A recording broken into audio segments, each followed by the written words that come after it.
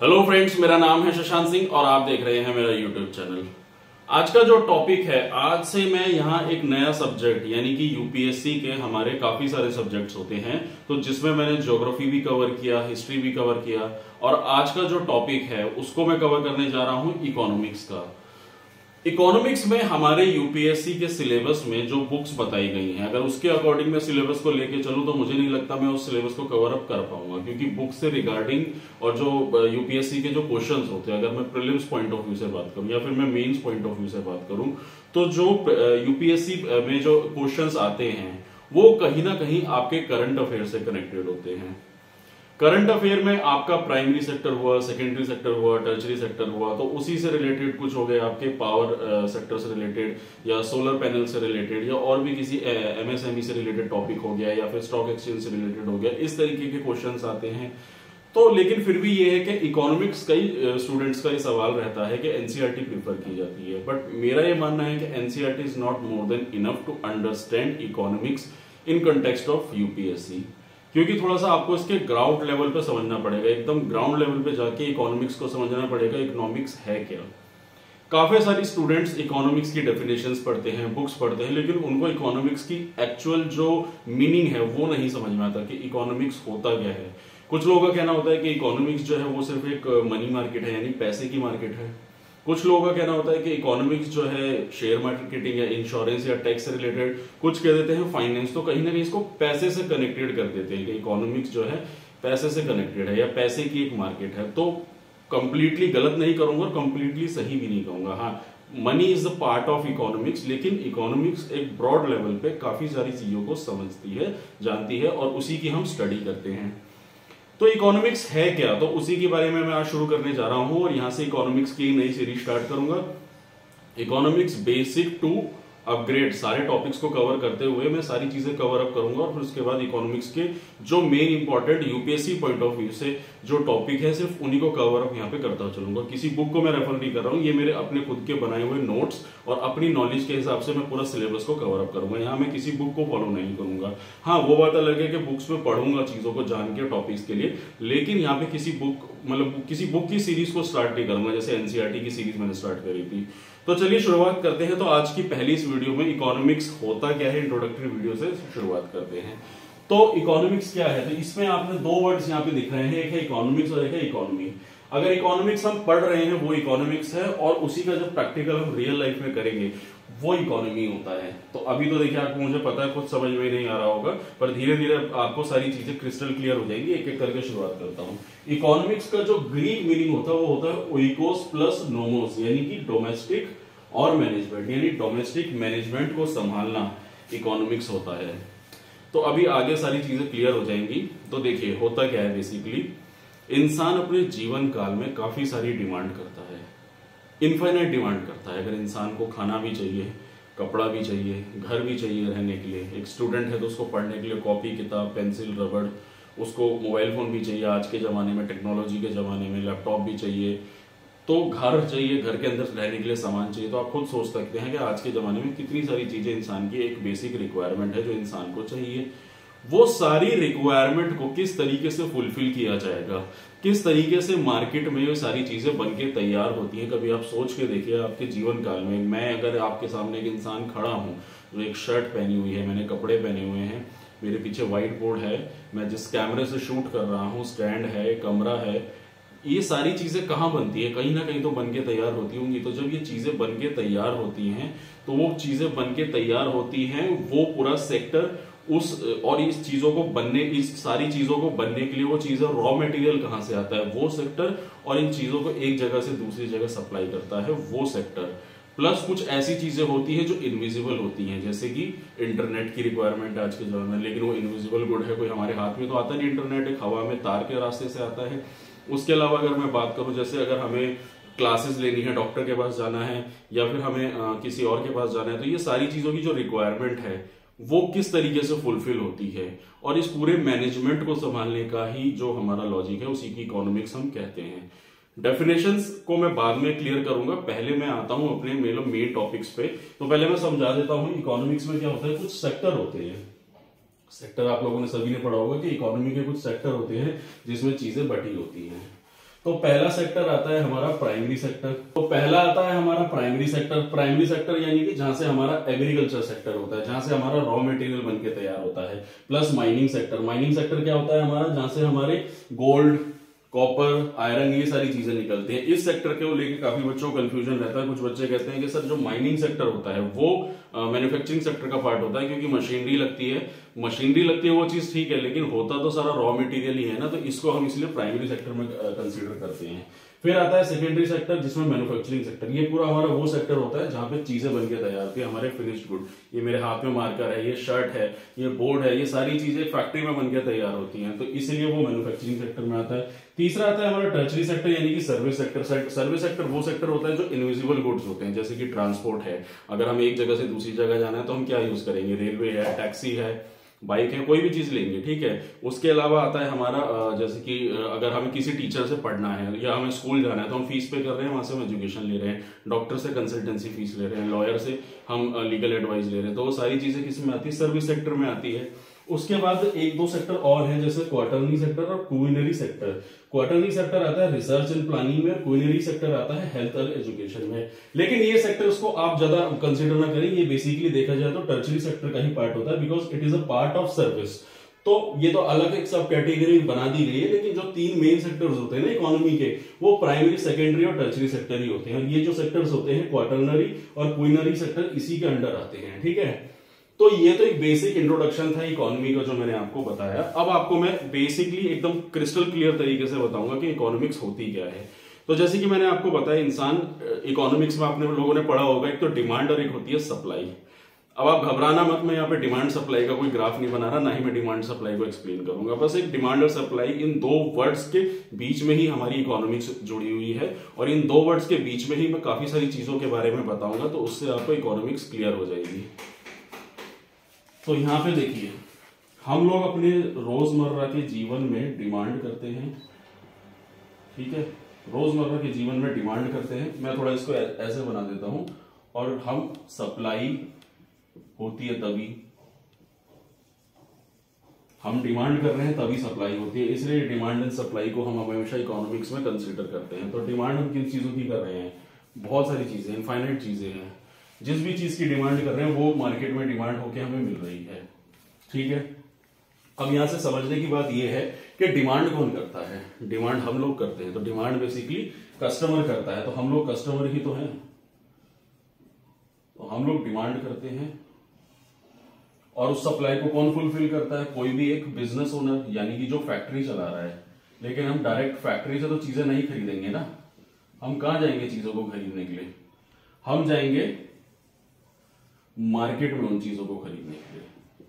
Market में कौन बैठा हुआ है, रिटेलर, जो इन सारी चीजों को बेच रहा है। इसके बीच एक और चीज आती है होलसेलर, तो बट हम मोटे कॉन्सेप्ट पे समझ रहे हैं। तो डिमांड क्या है, हम कर रहे हैं कस्टमर, हम कस्टमर है, हर इंसान कस्टमर है। एक बिजनेस ओनर है, वो भी तो कस्टमर है ना, उसको भी तो रिक्वायरमेंट है ना, बेसिक रिक्वायरमेंट की सारी चीजों की। तो हर इंसान कुछ ना कुछ तरीके से चीजों की डिमांड कर रहा है मार्केट में। तो हम क्या है, कस्टमर हो गए, बिजनेस ओनर है जो चीजों को बना के करेगा, ये मैन्युफैक्चरिंग सेक्टर में आ गया सप्लाई वाला। और ये सर्विस में आता है रिटेलर, यानी कि जो भी हम चीजें मार्केट से खरीदते हैं सब लोग रिटेलर होते हैं, और मार्केट में जाके हम लोग चीज खरीदते हैं। तो हम लोग जाते हैं मार्केट, और यहां से चीजें यहाँ आती हैं, फैक्ट्री से यहाँ तक पहुंचती है। हमारी जो डिमांड होती है वो सप्लाई होती है, और मार्केट में जाके हमारी डिमांड फुलफिल होती है। पर कभी आप लोगों ने सोचा है कि ये बिजनेस ओनर जो है, इस डिमांड को फुलफिल करने के लिए वो क्या क्या चीजें सेटअप करता है। देखिए, अगर वो एक फैक्ट्री बनाएगा, फैक्ट्री के लिए क्या चाहिए उसे, लैंड चाहिए, कैपिटल चाहिए यानी कि पैसा, लेबर चाहिए काम करने के लिए, मशीनरी चाहिए, और भी बहुत सारी चीजें। एक फैक्ट्री ओनर को इतना कुछ चाहिए हमारी डिमांड को फुलफिल करने के लिए। तो सोचिए आपको वो, मतलब हमारी डिमांड को फुलफिल करने के लिए वो कितनी सारी चीजों की डिमांड करेगा पहले, तो वो सोचो मार्केट में कितनी सारी चीजों के लिए। तो हर एक चीज के लिए इंसान बेचने के लिए बैठा है, मशीन की डिमांड हो रही है, लेबर की डिमांड है, कैपिटल की डिमांड है, लैंड की डिमांड है। लेबर यहाँ पे वो सारे लोग आ गए जो एम्प्लॉय है, कोई भी काम करने वाला, उसमें चाहे वो मैनेजर लेवल का तबके का बंदा हुआ या छोटी लेबर का तबके का बंदा हुआ। तो ये हो गया हमारा। तो जब ये सारी चीजें बनके तैयार हो जाएंगी, तो ये सारी चीजें बनके तैयार होगी, उसके बाद क्या होगा, वो चीजें बनके मार्केट तक पहुंचेंगी। अब आपको क्या लगता है कोई भी बिजनेस ओनर है क्या वो सारा अपना पैसा लगाता है? तो वो अपना पैसा लगाने के लिए क्या करेगा? वो लोन लेगा। लोन के लिए क्या चाहिए उसे? बैंकिंग चाहिए, ठीक है, बैंक से लोन लेगा ना। उसके बाद अगर वो एम्प्लॉयमेंट जनरेट कर रहा है तो वो रोजगार देगा उसको। और अभी ये सारी चीजें एक एक करके मैं समझाऊंगा। तो अभी हम इतना समझ रहे थे कि हम एक कस्टमर हैं, हम डिमांड कर रहे हैं, वो सप्लाई करने के लिए तैयार बैठा है, वो एक बिजनेस ओनर है। तो बिजनेस ओनर है तो वो उसको हमारी डिमांड को फुलफिल करने के लिए, चीजों को बनाने के लिए क्या चाहिए? ये सारी चीजें चाहिए। उसने लोन भी लिया। अब लोन लेने के बाद क्या होता है? बैंक को इस पर इंटरेस्ट मिलेगा, तो बैंक ने कमा लिया पैसा। अब लोन लेगा तो उसके बाद ये सारी चीजें फैक्ट्री बनके तैयार हो गई हैं। अब वो सामान बनाना शुरू करेगा। अब मान लीजिए एक छोटा सा कोई सामान का एग्जांपल ले लेते हैं हम, जैसे कि हम ले लेते हैं बिस्किट का एग्जांपल। बिस्किट किससे बनता है? फ्लोर, आटा, आटे का भी बिस्किट बन सकता है या मैदे का भी बिस्किट बन सकता है। वो चीजें कहां बन के तैयार होती है? वो चीजें बन के तैयार होती है एग्रीकल्चर से। तो वो किसान से, यानी कि एग्रीकल्चर जो सेक्टर होता है वहां से ये सारी चीजें लेगा। तो एग्रीकल्चर सेक्टर कब आएगा? तो एग्रीकल्चर सेक्टर से मैन्युफैक्चरिंग सेक्टर तक ये सारा आएगा। तो आपको अब समझ में आ रहा होगा कि प्राइमरी सेक्टर यानी एग्रीकल्चर सेक्टर से जो मैदा है वो ओनर तक पहुंचेगा। रॉ मटेरियल जिसको हम बोलते हैं, रॉ मटेरियल यहां तक आया, फिर वो चीजों को बना के तैयार करेगा, उसके बाद हम तक आएगा। अब इसकी फैक्ट्री में जितने भी लोग काम कर रहे हैं, जो एम्प्लॉय है, जिनको सैलरी मिलेगी, जब हम ये चीज खरीदेंगे, ये पैसा यहां तक आएगा, वो सैलरी मिलेगी।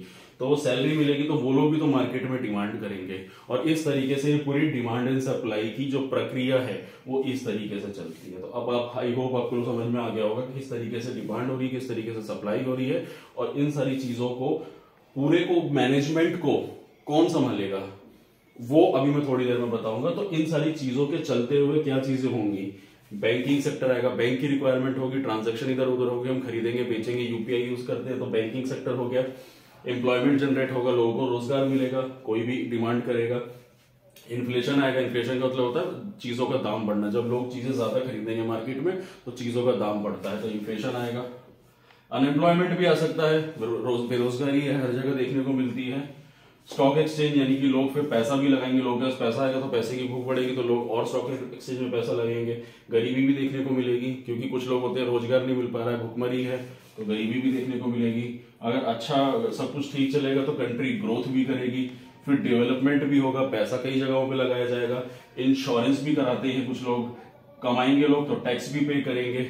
और ये सारी चीजों के चलते जब नेचुरल रिसोर्सेज को लिया जाएगा तो क्लाइमेट और नेचर पे भी फर्क पड़ेगा।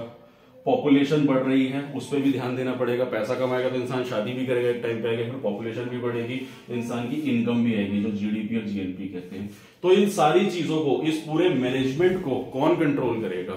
इस पूरे मैनेजमेंट को कंट्रोल करेगी गवर्नमेंट। और इस पूरे मैनेजमेंट को कंट्रोल करना, यानी यही हमारी इकोनॉमिक्स होती है। जब हम इसको पूरी रियल लाइफ से कनेक्ट करें तो वो हमारी इकोनॉमी होती है। और उस इकोनॉमी को कंट्रोल करने के लिए सरकार का एक बहुत बड़ा रोल होता है। और सरकार की जो आइडियोलॉजी होती है वो 3 बेसिस पे काम करती है: सोशलिज्म, कैपिटलिज्म और कम्युनिज्म, और एक आपका मिक्स्ड इकोनॉमी। तो ये सोशलिज्म और ये सारी चीजें क्या होती हैं? तो इसका एक बहुत अच्छा एग्जांपल हमारा रशियन रिवॉल्यूशन है और हमारा फ्रेंच रिवॉल्यूशन जैसी आइडियोलॉजीज है। जब आज से करीब 1930 की बात है, जब ग्रेट डिप्रेशन देखने को मिला था, यानी कि जब ये सारी चीजें होनी शुरू हुई थी इकोनॉमी में, तो क्या था कि लोगों की एक ऐसी सोच बन गई थी कि जो मार्केट है उस मार्केट को चलाने के लिए या पूरी की पूरी इकोनॉमी को चलाने के लिए लोग अपने आप ही चलाएंगे। जैसे रशियन रिवॉल्यूशन आया था। रशियन रिवॉल्यूशन में क्या था कि रशियन रिवॉल्यूशन में बोला था कि जो लेबर है, जो फैक्ट्री में काम करने वाले लोग हैं, जब इंडस्ट्रियल रिवॉल्यूशन आया था तो लेबर ने बोला कि सारा जो, जैसे कार्ल मार्क्स थे इकोनॉमिक्स में, उन्होंने कहा था कि जितना का जितना उत्पाद पैदा हो रहा है फैक्ट्री का, उसका जो प्रॉफिट आ रहा है वो इक्वली लेबर में बंट जाएगा। और इसी से बनती थी कम्युनिज्म की आइडियोलॉजी, यानी कि जो हम कम्युनिस्ट बोलते हैं, कार्ल मार्क्स की आइडियोलॉजी निकलती थी। फिर वहीं से निकल कर आया कि फैक्ट्रीज, पब्लिक और प्राइवेट सेक्टर्स को ओन कौन करेगा? सरकार ओन करेगी। तो वहीं से निकल कर आया सोशलिज्म। और जब प्राइवेट सेक्टर निकल कर आया तो उसी को हमने बोला कैपिटलिज्म। तो यहीं से सारी आइडियोलॉजीज निकल कर आई। तो अगर हम बात करें इंडिया के कंटेक्स्ट में, तो हमारी जो है वो मिक्स्ड इकोनॉमी है, कुछ सोशलिज्म की है, कुछ कैपिटलिज्म की है। यानी कि सोशलिज्म यानी कि हमारे कुछ देश में पब्लिक सेक्टर है, यानी जो सरकार चलाएगी, और कुछ ऐसे हैं कैपिटलिस्ट जो प्राइवेट सेक्टर है, जो प्राइवेट सेक्टर एमएनसीज चल रही है आज की डेट में। तो ये होता है इकोनॉमिक्स, और इस तरीके से हमारी इकोनॉमी वर्कआउट करती है और इसी को हम इकोनॉमिक्स कहते हैं। यही चीजें हम सारी पढ़ते हैं इकोनॉमिक्स में, यही सारी चीजें एक एक करके। इकोनॉमिक्स बहुत वास्ट है और इसी के चलते हुए, और वो जितने भी सेक्टर्स हम पढ़ते हैं वो सारे इसी पे बेस्ड होते हैं, प्राइमरी सेकेंडरी टर्शरी। जैसे कि बात करूं मैं, अगर एमएसएमई सेक्टर हो गया तो वो मैन्युफैक्चरिंग में आता है, पावर सेक्टर हो गया, उसके अलावा सोलर सेक्टर हो गया, बहुत सारे टॉपिक्स हैं। तो ये जितने भी टॉपिक्स कवर करेंगे वो सारे इसी सेक्टर से रिलेटेड होते हैं, और ये हमारा कोर होता है जो हम इकोनॉमिक्स के उस कॉन्सेप्ट को समझते हैं। और इसी सारी चीजों को समझते समझते ये सारी चीजें आती हैं, और इकोनॉमिक्स को दो हिस्सों में बांट दिया जाता है, माइक्रो इकोनॉमिक्स और मैक्रो इकोनॉमिक्स। तो माइक्रो इकोनॉमिक्स होती है बेसिकली जब एक इंडिविजुअल की डिमांड एंड सप्लाई को हम समझते हैं। तो माइक्रो इकोनॉमिक्स का जो कॉन्सेप्ट है वो basically business point of view से समझ में आता है। लेकिन जो मैक्रो इकोनॉमिक्स और हमारा यूपीएससी का जो बेस्ड है वो पूरा का पूरा मैक्रो इकोनॉमिक्स है, माइक्रो इकोनॉमिक्स का काम ही नहीं है, तो इसको तो आप छोड़ ही दीजिए। तो जो मैक्रो इकोनॉमिक्स होती है ना, तो माइक्रो इकोनॉमिक्स को हम पूरे वर्ल्ड इकोनॉमी यानी कि पूरे देश की इकोनॉमी के पॉइंट ऑफ व्यू से समझते हैं। यहाँ हम एक आदमी के लिए समझ रहे हैं, पूरे देश के लिए समझ रहे हैं। इसको आप ऐसा समझ लीजिए जैसे घर में एक इंसान के बारे में हम बात कर रहे हैं माइक्रो के लिए, और मैक्रो मतलब हम पूरे घर के लोगों के लिए बात कर रहे हैं। तो मैक्रो इकोनॉमिक्स में हम वो सारी चीजें पढ़ते हैं जो ये सारी चीजें आती हैं, बैंकिंग है, एम्प्लॉयमेंट है, इन्फ्लेशन है, अनएम्प्लॉयमेंट है, पॉवर्टी है, ग्रोथ है, डेवलपमेंट है, क्लाइमेट है, पॉपुलेशन है, जीडीपी, जीएनपी, नेशनल इनकम, ये सारी चीजें हम मैक्रो इकोनॉमिक्स में कवर करते हैं। तो आई होप अब आप लोगों को सारी चीजें क्रिस्टल क्लियर हो गई होगी। तो अब मैं डेफिनेशन पे आता हूं, और डेफिनेशन के पॉइंट ऑफ व्यू सब आपको समझ में आएगा। तो आपको स्क्रीन पे दिख रही होगी डेफिनेशन, मैंने लगाई है। तो डेफिनेशन क्या कहती है? पहली डेफिनेशन है, economics is a social science concerned with production. Production यानी कि चीजों का उत्पाद हो रहा है फैक्ट्री में, production, distribution in market and consumption of goods. Consumption यानी कि यहां से चीजों का कंज्यूम किया गया, एंड सर्विसेज। तो लास्ट में मैंने एक टॉपिक रह गया था कि जब ये सारी चीजें इधर से उधर सप्लाई होगी तो उसके लिए क्या, किन चीजों का इस्तेमाल किया जाएगा? सर्विस का। सर्विस का इस्तेमाल किया जाएगा ना, सर्विस में यानी कि ट्रांसपोर्ट, सर्विस डिपार्टमेंट। तो ट्रांसपोर्ट हो गया, लेबर हो गई जो सामान को उतारेगी चढ़ाएगी, वो भी सर्विस में आते हैं, तो सर्विस का इस्तेमाल होगा। उसके अलावा इंसान और किस चीज की डिमांड कर सकता है? एजुकेशन की डिमांड करेगा, हॉस्पिटल हेल्थ की डिमांड करेगा।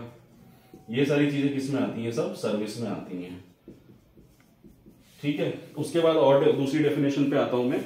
It's study how individual and business and government. Individual मतलब इकोनॉमिक्स किस चीज की स्टडी है? इंडिविजुअल की, एक बिजनेस ओनर की, गवर्नमेंट अलोकेट रिसोर्सेज यानी कि जो एग्रीकल्चर से हम जितने भी रिसोर्सेज ले रहे हैं उसको किस तरीके से प्रोड्यूस करके, एक्सचेंज करके, फिनिश गुड बना के और यहां तक पहुंचाना है, उसको ये डिमांड कंज्यूम करेगा।